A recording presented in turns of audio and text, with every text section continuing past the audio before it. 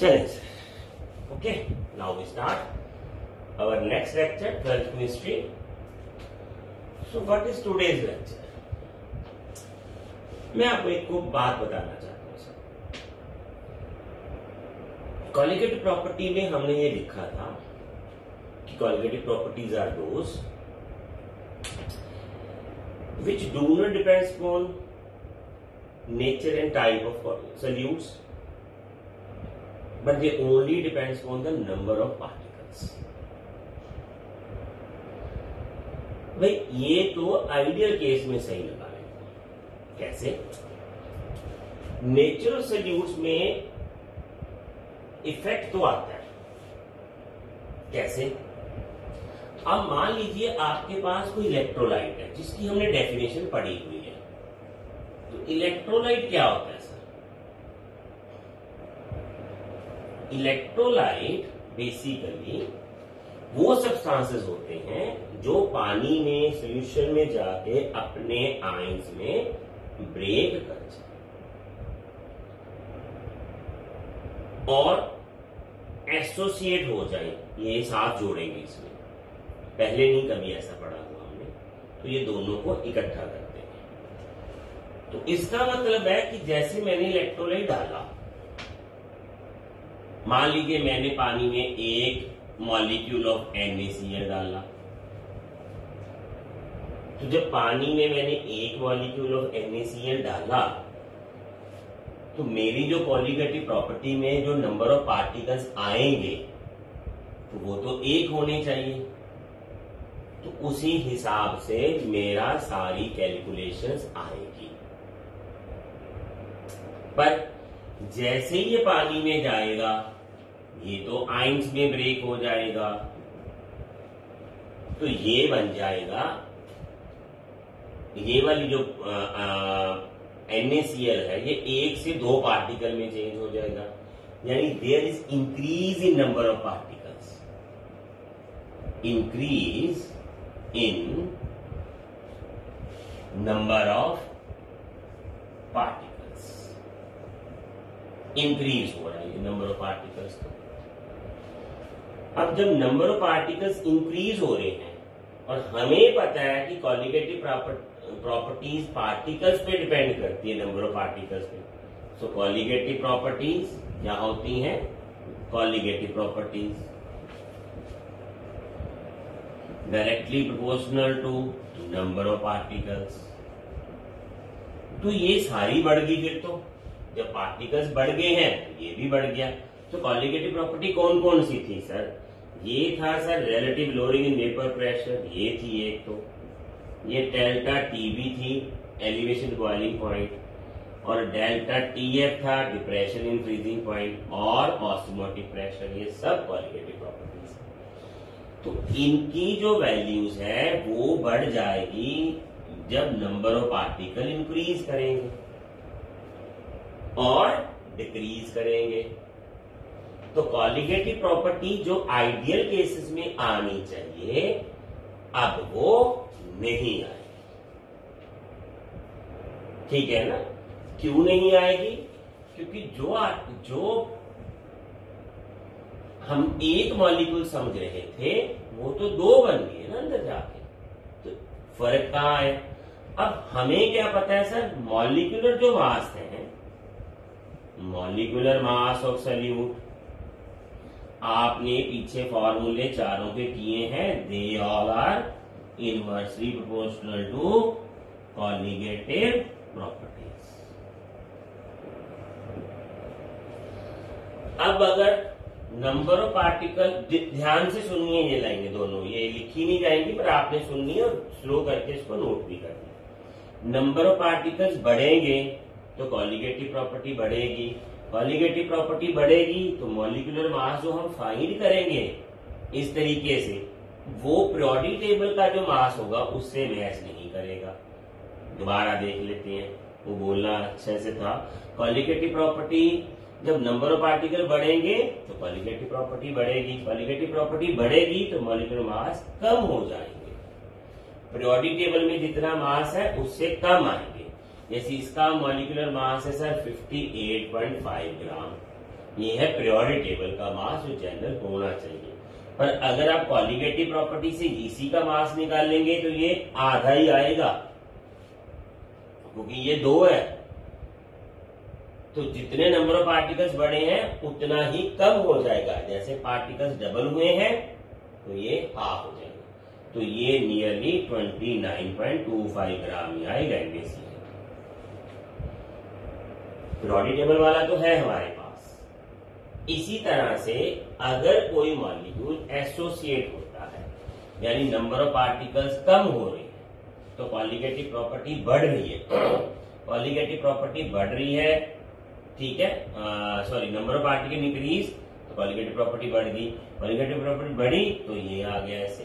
अब number of particle कम हुए, मान लो कोई चीज 2 जुड़ गई है, एसोसिएट हो गई है, तो फिर कॉलिगेटिव प्रॉपर्टी क्या होगी? कम होगी। कॉलिगेटिव प्रॉपर्टी कम होगी तो मॉलिक्यूलर मास ज्यादा आएंगे। मॉलिक्यूलर मास क्या आएंगे? ज्यादा आएंगे पीरियोडिक टेबल से। तो आपका ये जो कॉन्सेप्ट है कि इससे हम सॉल्यूट पार्टिकल का मॉलिक्यूलर मास निकाल सकते हैं, वो गलत है। अब हम इफेक्ट को अच्छे से और पढ़ते हैं, ठीक है। तो इसी को हम आगे देखते हैं लेक्चर में, ठीक है ना। अब धीरे धीरे एक एक बात लिखेंगे, फिर इसकी पढ़ेंगे, ठीक है। तो मान लीजिए आपके पास एसोसिएशन हो रही है, ठीक है। So effect of association of the solute particles on molecular mass or qualitative property. Effect of association of solute particles. solute particles के एसोसिएट होने का इफेक्ट क्या है? एसोसिएट का मतलब क्या है? होता क्या है कि व्हेन, ये थोड़ा समझ लेते बाद में लिखते हैं। सॉल्यूट पार्टिकल्स को जब आप पानी में ऐड करोगे सर, हो सकता है वहां कुछ उन 2 मॉलिक्यूल्स में कुछ नई फोर्स डेवलप हो जाए और वो 2 मॉलिक्यूल मिलके एक मॉलिक्यूल बन जाए, ठीक है। आपने 10 मॉलिक्यूल डाले थे, 2-2 जुड़ गए हैं तो 5 ही रह गए। तो नंबर ऑफ पार्टिकल डाले 10 थे, रह गए 5। तो नंबर ऑफ मॉलिक्यूल्स क्या हो गए? कम हो गए। कम होने से क्या हुआ? कॉलिगेटिव प्रॉपर्टी कम होगी। कॉलिगेटिव प्रॉपर्टी कम होने से क्या हुआ? मॉलिक्यूलर मास बढ़ जाएंगे। दोबारा देखिए, कॉलिगेटिव प्रॉपर्टीज डिपेंड करती है, डायरेक्टली प्रोपोर्शनल होती है नंबर ऑफ पार्टिकल्स, और जो मॉलिक्यूलर मास है वो इनवर्सली प्रोपोर्शनल है कॉलिगेटिव प्रॉपर्टी की। तो इस तरह से चीजें आ जाती है। So when solute particles are added in water, they may associate,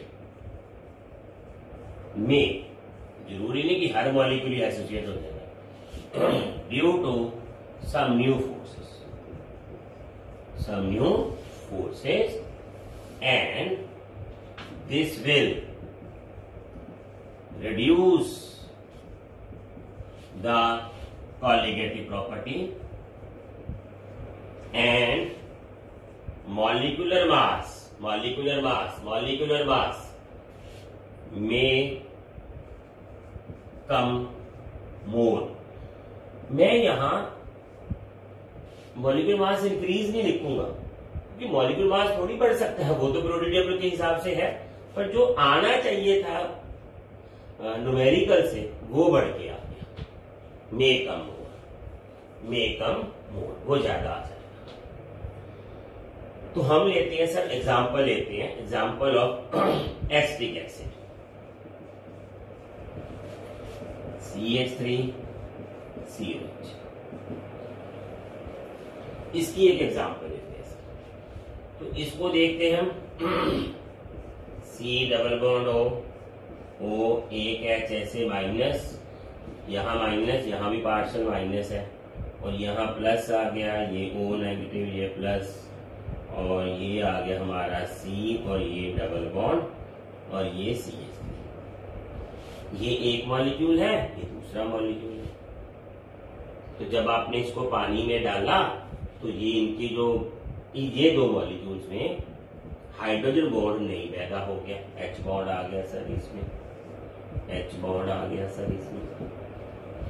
तो इस H बॉन्डिंग की वजह से दो मॉलिक्यूल जुड़ के एक मॉलिक्यूल बन गया, दो मॉलिक्यूल जुड़ के एक मॉलिक्यूल बन गया। इसको हम बोलते हैं डाइमर।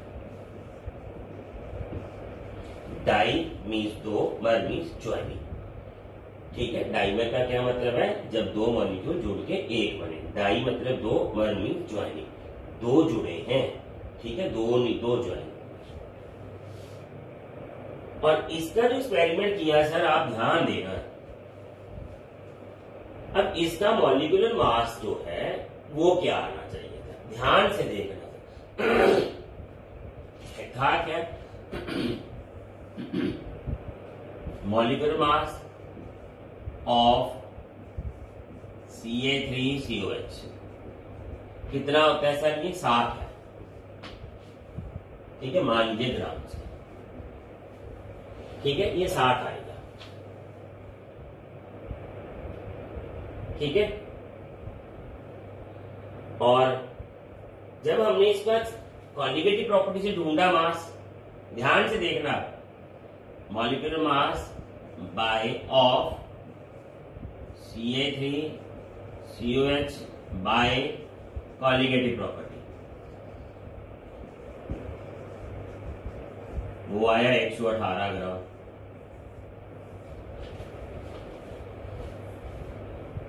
बना लीजिए, बस यहीं से बन गया आपका काम।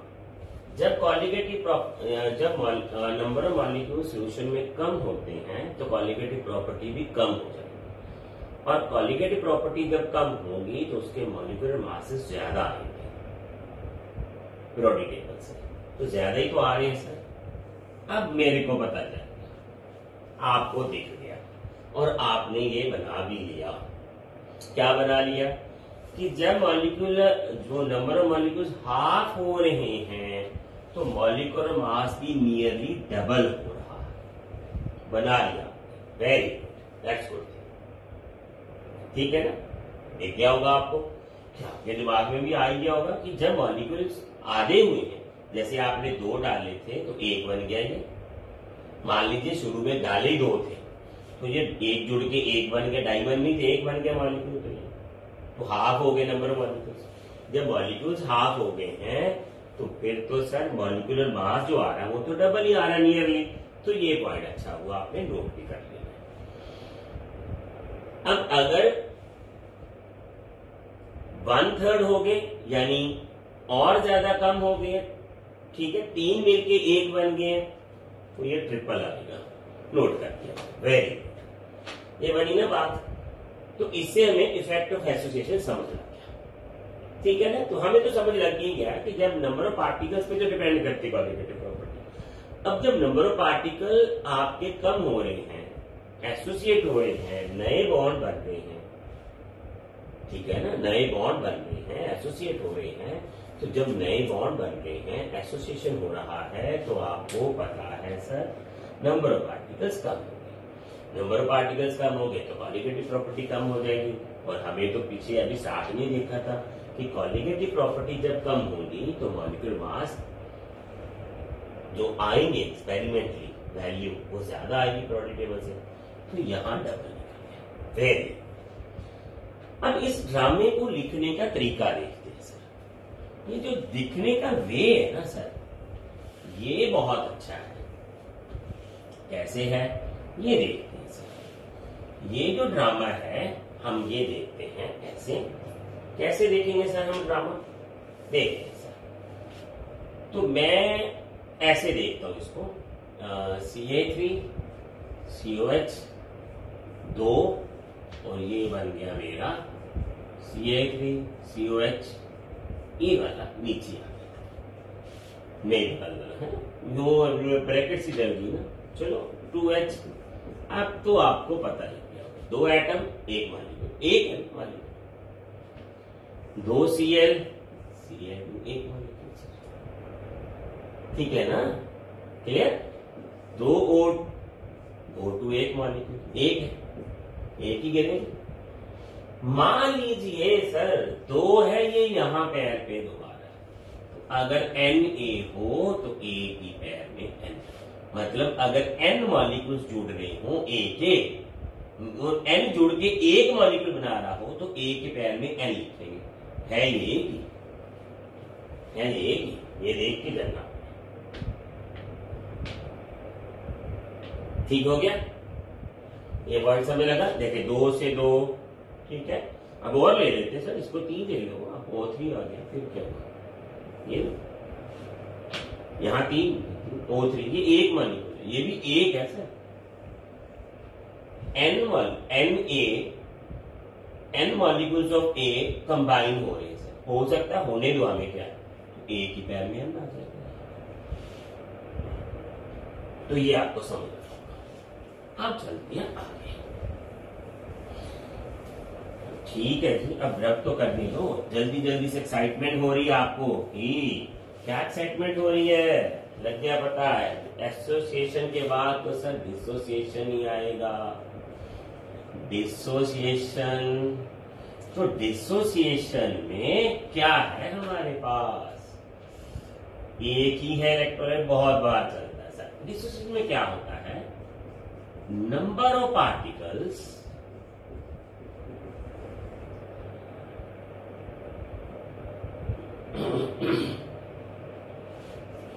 नंबर नहीं लिखेंगे sir, solute particles dissociate into ions. जैसे आपने एक NaCl मॉलिक्यूल डाला तो पानी में बन गए 2 आयंस, एक की जगह पे बन गए 2 सर, 2 बन गए, नंबर ऑफ पार्टिकल्स इंक्रीज। ठीक है, dissociate into ions, that is increasing number of particles. बस बस बोल लिया ना आपने, वेरी गुड। अब ऐसे बच्चे भी हैं आपके पास, आगे के बोलेंगे कि सर फिर वही दोबारा रटाया रटाया बोले देंगे कि नंबर ऑफ पार्टिकल्स बढ़ गए तो कॉलिगेटिव प्रॉपर्टी बढ़ गई, कॉलिगेटिव प्रॉपर्टी बढ़ गई तो मॉलिक्यूलर मास कम हो गया। नंबर ऑफ पार्टिकल्स जब बढ़ेंगे तो कॉलिगेटिव प्रॉपर्टी बढ़ेगी, कॉलिगेटिव प्रॉपर्टी बढ़ेगी तो मॉलिक्यूलर मास कम होंगे। सो डिसोसिएशन में आपके पास जो मॉलिक्यूलर मास की कैलकुलेशंस आएंगी वो पीरियोडिक टेबल वाले मॉलिक्यूलर मास से कम हो जाएंगी। ये ध्यान देना है आपने इसको, ठीक है जी।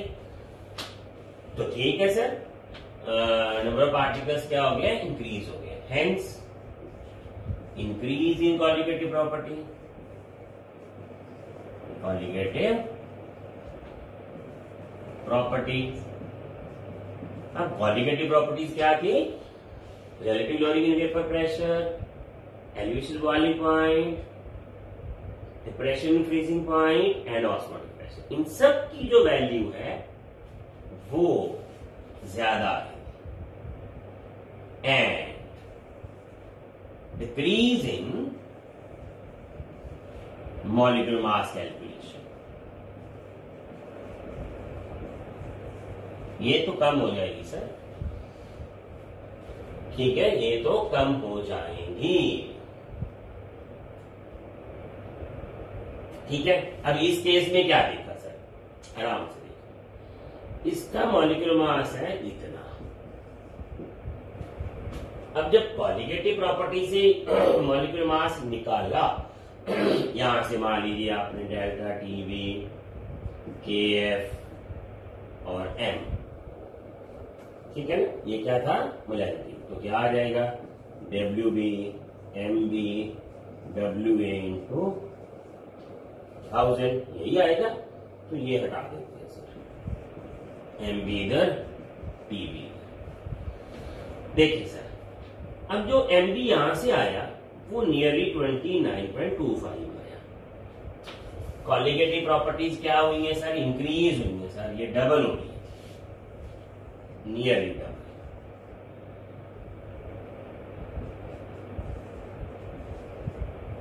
ठीक है, छोड़ दे ये विनर, तो ये हाफ आया इससे।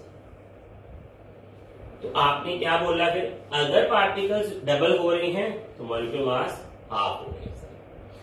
अगर नंबर ऑफ पार्टिकल्स डबल हो रहे हैं तो मॉलिक्यूलर मास हाफ हो रहे हैं। पीछे वाली बात है सर, अगर नंबर ऑफ पार्टिकल्स हाफ हो रहे थे तो मॉलिक्यूलर मास नियरली डबल हो रहा था।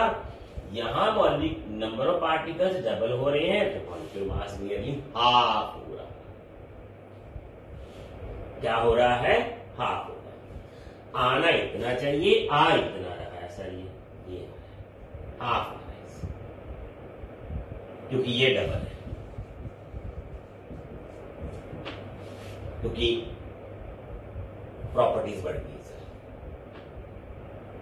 जितना ये आना चाहिए उससे डबल आता है।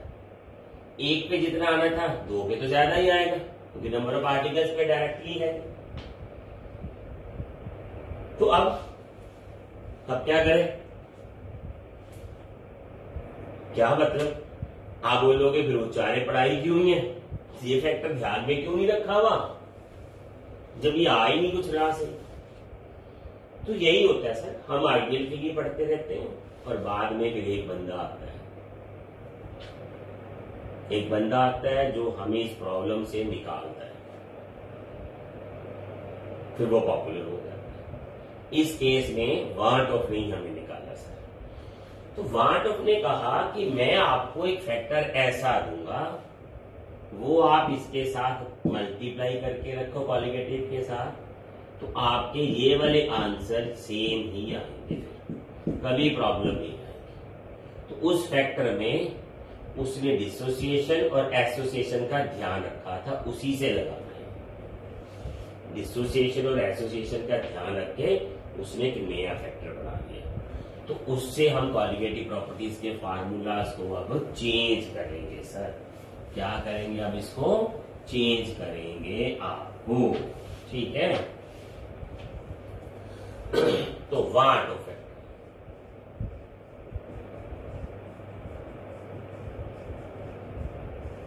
आई इंट्रोड्यूस कर दिया इसमें। वार्टॉफ फैक्टर क्या है, आई इंट्रोड्यूस कर दिया। T not minus P by P not I X B, delta T B I K F I K B M, delta T F I K F pi I C R. तो this I is वो factor है। अब I कैसे calculate करेंगे, पहली number of particles in solution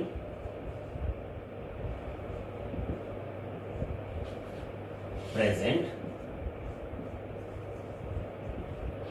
divided by number of particles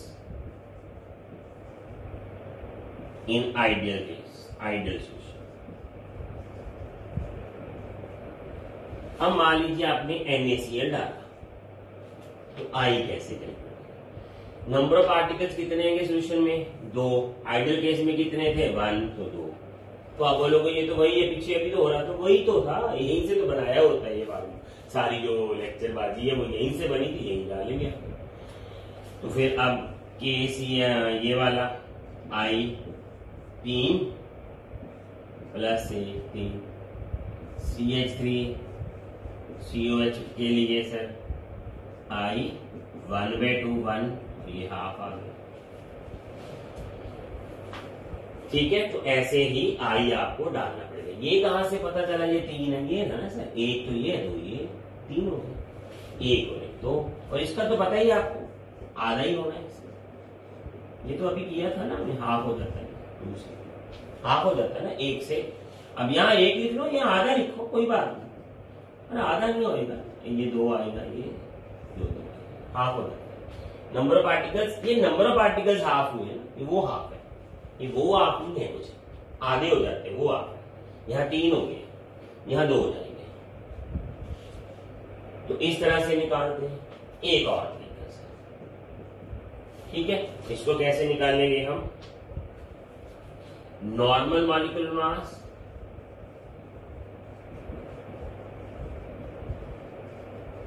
divided by, अभी मैं एक बात बताता हूं, ऑब्जर्व्ड मॉलिक्यूलर मास।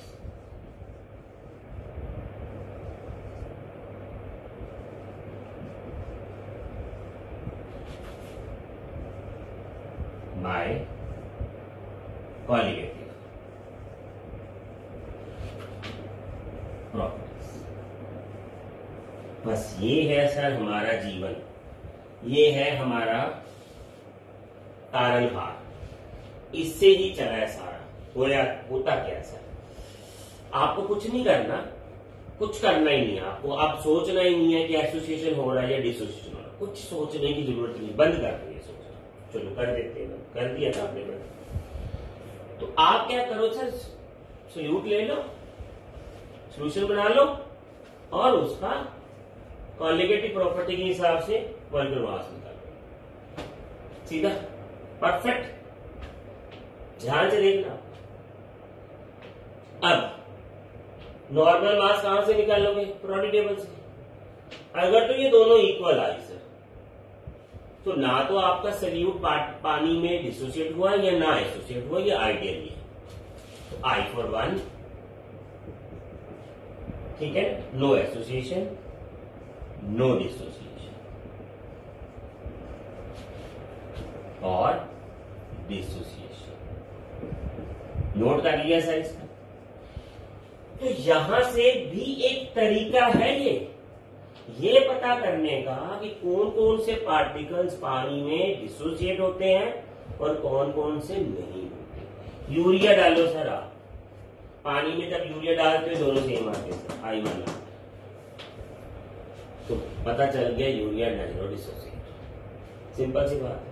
ग्लूकोज डालो आप, सेम आता है, आई वाला, कोई प्रॉब्लम नहीं है, ठीक है। तो यहां से हम हर बार आई का वैल्यू जो है निकालेंगे। अब आप एसिटिक एसिड की तरफ आ जाओ, ये वाला सर आपको याद है ना कि एसिटिक एसिड में जो नॉर्मल था एसिटिक एसिड के लिए सर, ये मैं यहां से यहां ले जाता हूं।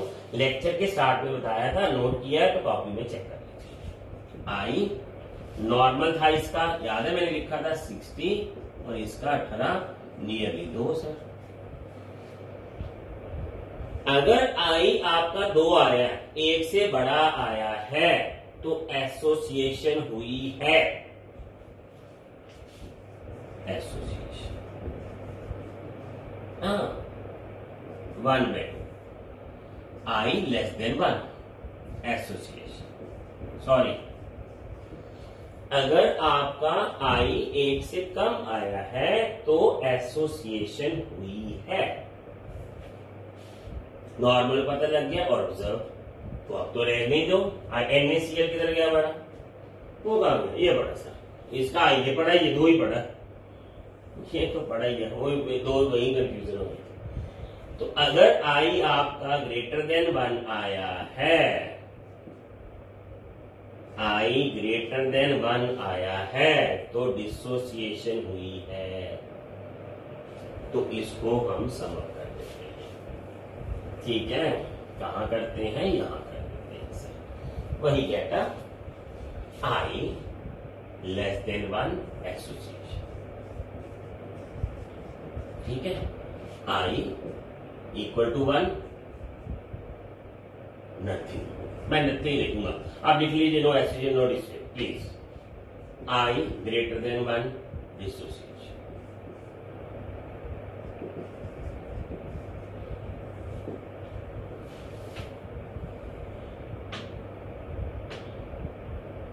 ठीक है।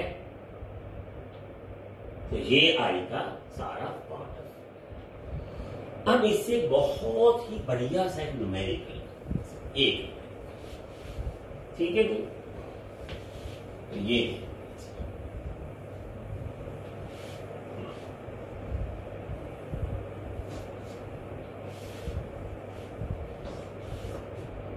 देख, तो क्वेश्चन है हमारे पास ये वाला सर, बहुत बढ़िया क्वेश्चन करेंगे, एक ही करना है, इसमें सब कुछ आ जाना ना, तो एक ही कर रहे हैं। कैलकुलेट, मेरे पास ना ये जगह नहीं बची, मैंने लिख दिया, स्टार्ट कर लिया, मैं लिखना कुछ और चाहता था इसके लिए। अब देखो, अभी मैं देख रहा हूं कैलकुलेट, ये तो शुरू करिए ना, यहां मैं लिख रहा हूं most important question, very important. तो calculate the freezing point,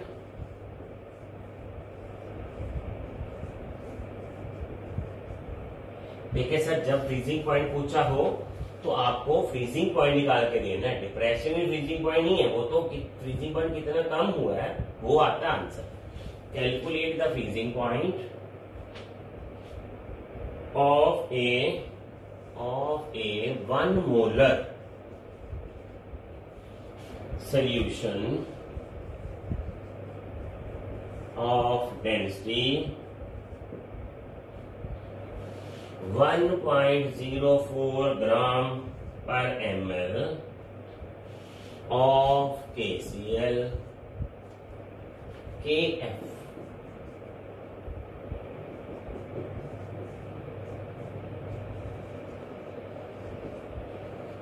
carbon K39 होता है, Cl35। चलिए सर, बढ़ जाते हैं आगे।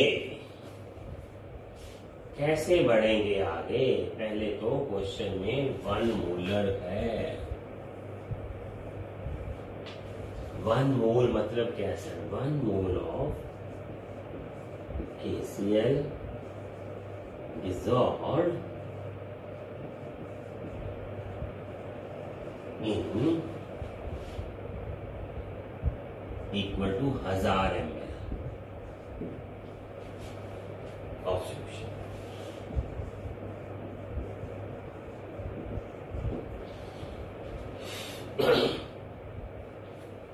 ये पता चल गया। अब 1 मोल का मतलब क्या है सर?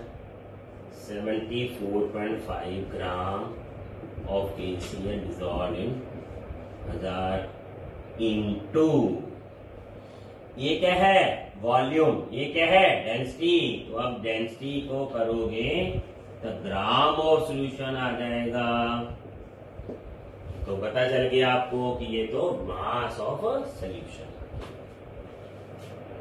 तो इसका मतलब क्या आया? 1040 ग्राम ऑफ सॉल्यूशन।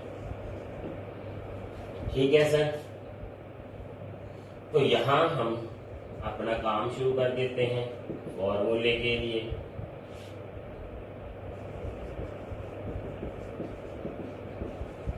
ये दोनों ही सेम है सर, क्योंकि 1 मोल डाला ना, तो इसका मॉलिक्यूलर मास भी इतना है, तो डाला भी आपने इतना। ये बता दीजिए कैसे करें, बताएं। W is mass of solvent, mass of solution तो ये पड़ा आपके पास, और इसमें से ये माइनस कर लीजिए।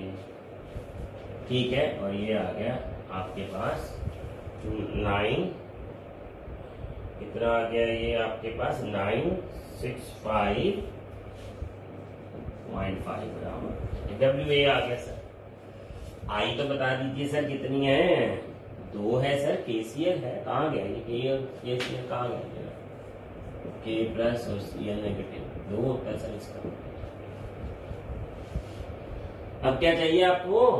KF, वो पड़ा 1.86 यूनिट्स लिख लेना। फॉर्मूला क्या है सर हमारा? वो याद रखना, delta TV IKF into M। ये फॉर्मूला IKF इंटू M। तो delta TV I into KF, WB MB WA ऊपर 1000। सबकी वैल्यू दे रखी है सर आपको, सबकी वैल्यू दे रखी है। ठीक है, तो किसकी नहीं दी है? Delta TF। ये आ गया 3 पॉइंट, सीधा ही आएगा आपके पास 85 है। इसका क्या मतलब है? इसका मतलब ये है कि इसका फ्रीजिंग पॉइंट इतना कम हो जाएगा, इतना कम हो जाएगा। तो आएगा कितना सर फ्रीजिंग पॉइंट, ये यहां निकालते हैं। तो फ्रीजिंग पॉइंट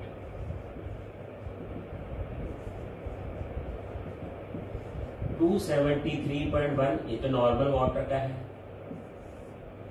और माइनस कर दीजिए आप 385 इसमें से, तो 269.3 केल्विन आंसर आएगा।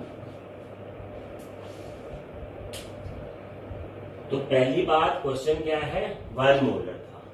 1 मोल का मतलब 1 मोल इन 1000 ml।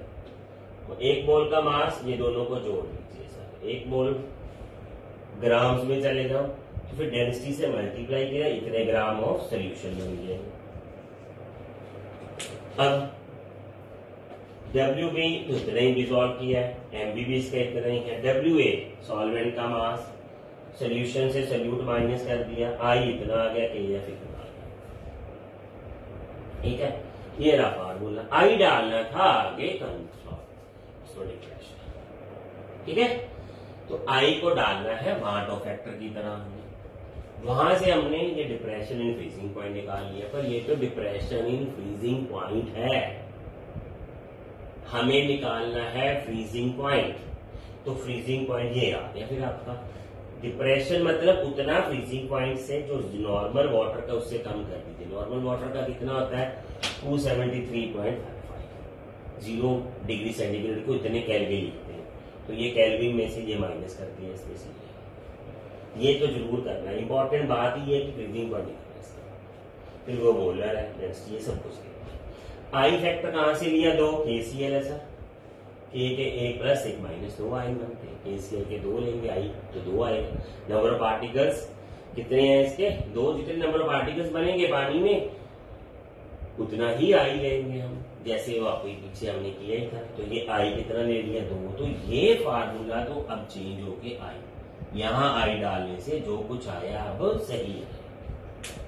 आई डालने से जो कुछ कैलकुलेशन आई है वो आइडियल केस वाली आई है, अब वो गलत नहीं है, क्योंकि हमने वो फैक्टर डाल तो दिया जिससे पार्टिकल बढ़ने से जो कुछ बदलाव होना था वो आई के लिए डाल दिया हमने, आई के साथ जब वो डालना तो सब कुछ सही हो जाएगा।